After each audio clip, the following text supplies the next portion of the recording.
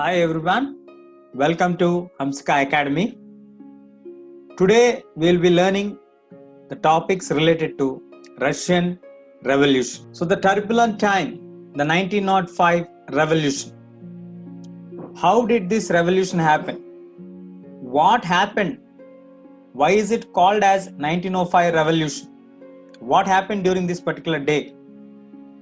Is it a pre-planned one or it happened by an accident? Let us look at that. The liberals, as in the beginning of the lesson of Russian Revolution or socialism, we learned that there are three categories of people or three ideological people, the three different ideologies of people: radicals, liberals, and the socialist people, Democrats next. So the liberals, radicals, and conservatives. These are the three dominant ideas which were existing in the Russian society. So the liberals want an end to the autocracy of the Tsar. The liberals' idea was to end the autocratic system of Tsar, and they wanted a constitution which will place restrictions on Tsar. So they want a constituent assembly to be set up, and they wanted a new constitution to come into place where the authority of the Tsar is capped. The authority of the Tsar is reduced. So the 1905 revolution happened, and there is an incident called Bloody Sunday. So in 1904, the prices of the essential goods rose very high and the salaries got reduced. So during 1904, the prices of the essential goods has increased and the wages have gone down to 20 to 30%. That is the situation in the society in 1904. So when 4 members of the Putilov Iron Works were dismissed, they were suspended from the works for minor reasons or simple reasons. Now, they lost their jobs. At the same time, the cost of the essential commodities was increasing. And when they lost their job without a proper reason, for simple reasons, they called for an industrial action, that is strike. So when they called for the strike, initially it was only one particular industry which called for strike. Later, 55 other industries joined the strike, and over 110,000 workers in St. Petersburg went on strike. And what did they demand? They demanded 3 major things.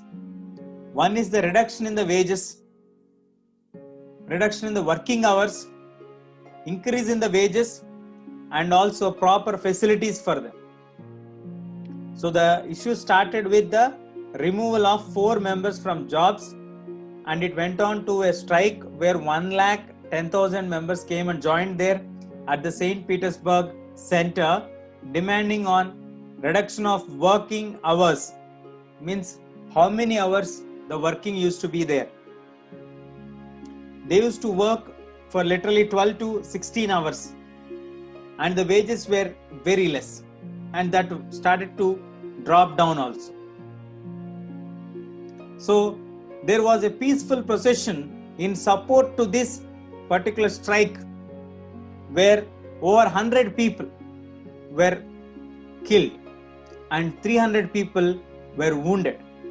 Now, who carried out this strike or who carried out this procession? This procession was headed by Father Gopan, who was a priest. In support of workers' problems, he took a rally or he took a procession where it is a peaceful procession where they were walking towards the palace. When they were walking towards the palace, there were Cossacks and police who came and attacked the peaceful procession. And in that one, they opened fire and killed 100 people. 300 people were wounded. The strike took place as a reaction of this, and people started to demand a constituent assembly. So it was a series of incidents which started to happen with the incident which happened on that particular Sunday, which took 100 people's lives. A peaceful procession where it was not at all addressing any kind of political strategies there, no political parties involved there, but it took away the lives of 100 people. So the historians call this one as Bloody Sunday. So Tsar, after looking at the reaction of these people and the strikes, he allowed for the creation of an elected consultative parliament known as Duma. The Tsar dismissed the first Duma within 75 days and the next one in less than 90 days. And in the third Duma, he made arrangements that no conservative, other than conservative politician, nobody enters into the parliament. It means the rules are modified in such a way that the non-conservative politicians, means liberals and radicals, who are intending to reduce the powers of the king and have a parliament control over the king or question the authority of the king, change the authority of the king, that has to be reduced. So those people were not allowed into the parliament by changing the laws. That's why historians call this as Bloody Sunday. So the Bloody Sunday on 1904, the condition was the prices of the commodities has been increasing so quickly and the real wages declined by 20%. So 4 members were dismissed from their jobs. So there was a call for industrial action. Over 1,10,000 people went on strike, demanding the reduction in the working hours and increase in wages. So the procession took the lives of 100 workers and more than 300 people got wounded. And this was a peaceful procession carried out by Father Gopal. But unfortunately, it turned into a Bloody Sunday. Looking at all these reactions of the public, the president, the Tsar, allowed for the creation of Duma, which is an elected consultative parliament.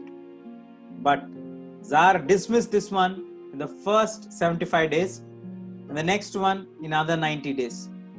So Tsar made sure in the third Duma that he will only get in the conservative politicians and not the liberals or the radicals, because they are trying to reduce the powers of the Tsar. Tsar never liked anyone to question him. That's why in the third Duma, he did not allow any of the liberals or the radicals to enter into the parliament or Duma. So these are the details which led to the Bloody Sunday incident. Hope you all understood. Please comment below, and there will be also a link shared with the detailed notes of this chapter in the description. If you need, please click below the description. You get the link of the notes. If you all understood, thank you very much. Please subscribe and support us.